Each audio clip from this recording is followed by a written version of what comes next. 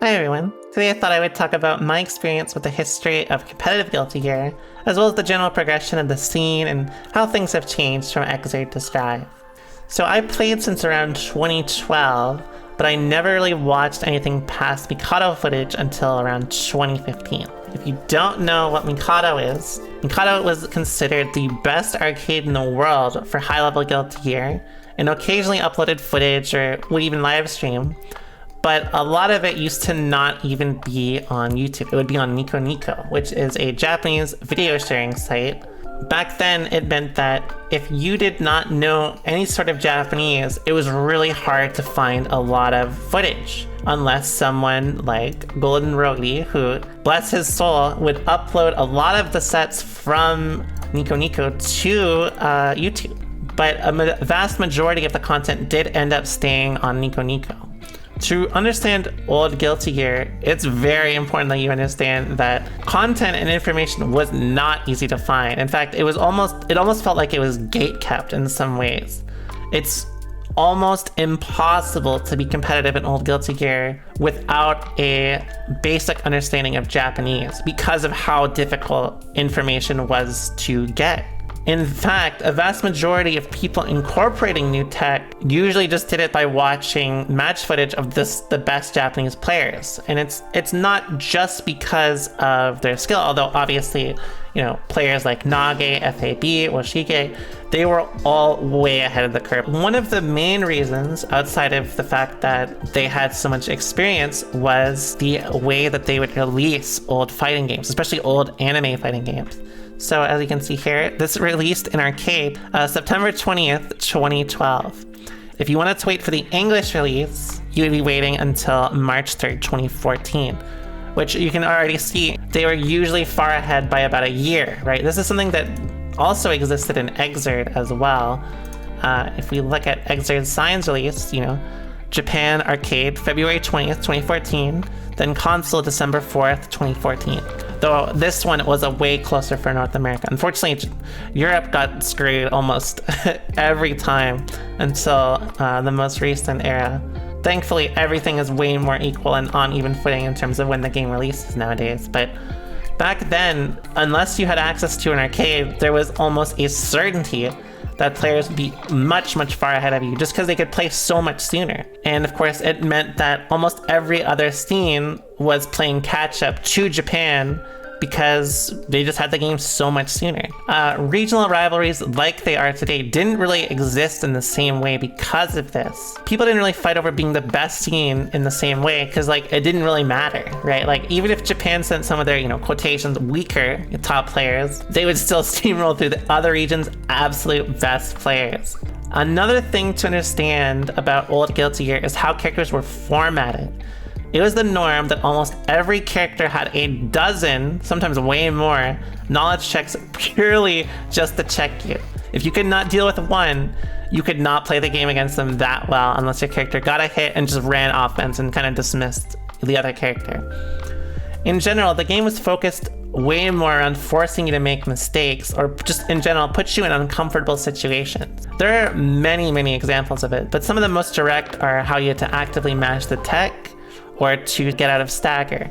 You'd basically only tech out of a fake combo if you pressed the button after your window to tech had opened. If you had not done this, they would continue the combo and you'd have to wait for the next window to tech. This meant the most common way of teching was just mash buttons as your opponent comboed you. Some characters would take advantage of this by throwing you after you teched, as you had much less throw invulnerability than strike invulnerability off an air tech, creating a guess situation if you would tech or not. And of course, like stagger I mentioned a second ago, you would have to mash buttons to get out of stagger or they could continue to combo you. This also led to some specific problems. For example, one of the best examples of this is Slayer's Bite. Basically, this would stagger you, and while it doesn't look particularly impressive from this angle, if you played on pad instead of an arcade stick, there were some situations where it was almost impossible to mash out of stagger before a hit. Sometimes characters could practically loop their stagger move until the pad player started to really, and I mean really, mash. We're not talking regular mashing here. We're talking lose my soul kind of match. In which case they'd probably get, counter hit trying to get out of it. And also related to system mechanics, there were variable wake up times per character, but not just in how they would wake up one way, but also how they would wake up facing up or facing down. Even excluding things like, backdash invulnerability and jump startup, this was actually the thing that usually impacted matchups the most. For example, if your character got a specific face down knockdown or a face up knockdown, you could not actually play some matchups because of it. If you look at Venom's wake up timing here, you can see it's about 21 frames waking up, which meant for Milia, this would actually directly impact what she could do with her Oki against Venom. And there are also character weights that not just made optimization difficult through, what weight class they were, there are 3 different ways characters can be weighed in this game. So you can see Heiyun and Potemkin are super heavy, Bedman is just heavy, Johnny and Leo are slightly heavy. So there's essentially weight classes in weight classes as well. This meant to compete at a basic level, there was a massive amount of time you had to spend to get fully acquainted with matchup specifics. As, like I said, even one of these minor details, like weight classes in this case, would directly impact characters' ability to combo them, and made some matchups terrible because of it. For example, Jam versus Heiyun is one of the best examples because none of Jam's combos basically work on Heiyun. Venom's old hurtbox was also similar, but they had changed it. With one of these minor details, excluding the knowledge checks that a lot of characters would inevitably have, like even just relying on these small things, it could mean your character could not function versus them. And I initially found a lot of these things really fun and entertaining as I learned them, but I gradually found myself liking them less for how they formed a barrier of entry. Because of this, combined with the usual head start that arcade players had, it meant that most scenes were heavily considered the underdogs to Japan. But there were still some North American players who still managed to stand out. In fact, and one of the most influential at the start was Zidane, who was the first North American to make EVO top 8. So he definitely did extremely well, and I would like to think of this period where more people started to be like, whoa, we can actually compete with Japan, after all. Only for Kazunoko and Dogger to completely trash on everyone that they played whenever they entered a North American tournament. And that really continued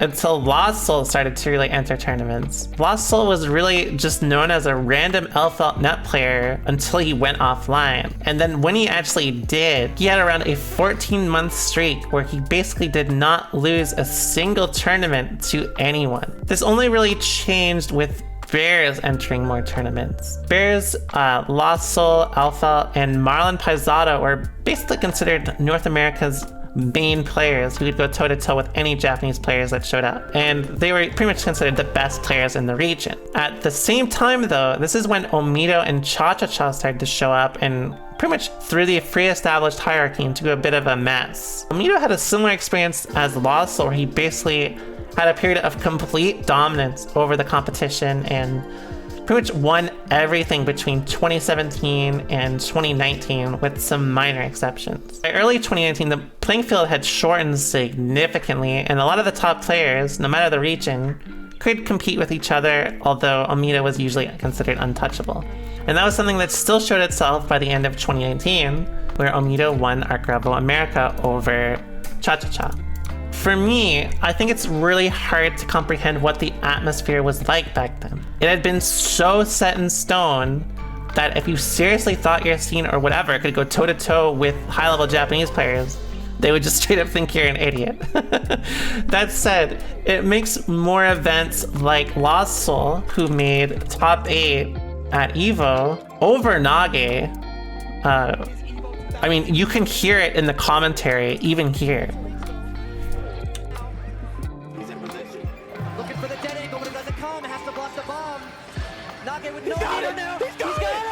It created these such like amazing moments where it was just so incredible to see someone, you know, overcome what everyone thought was impossible. It was one thing to beat high-level Japanese players back then, but not someone like Nage, like not someone like, you know, Omido. Like they were considered untouchable. It just made everything so much more meaningful. You're pretty much consistently forced to stay on your toes and constantly grind, or you will get left behind fast, right? It's rare that someone outside of Japan was so far ahead of everyone else, right? Extremely rare. Although I am very happy with the standardized releases of games.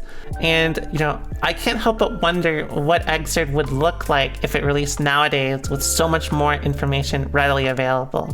In the end, though, I do really like how much more approachable Strive is. Strive and Xrd both had pretty rough starts with their opening patches, but I currently like how Strive is going, and I expect it to shape up similarly to Xrd as time goes on. But thanks a lot, and I hope to see you guys again next time. Bye bye!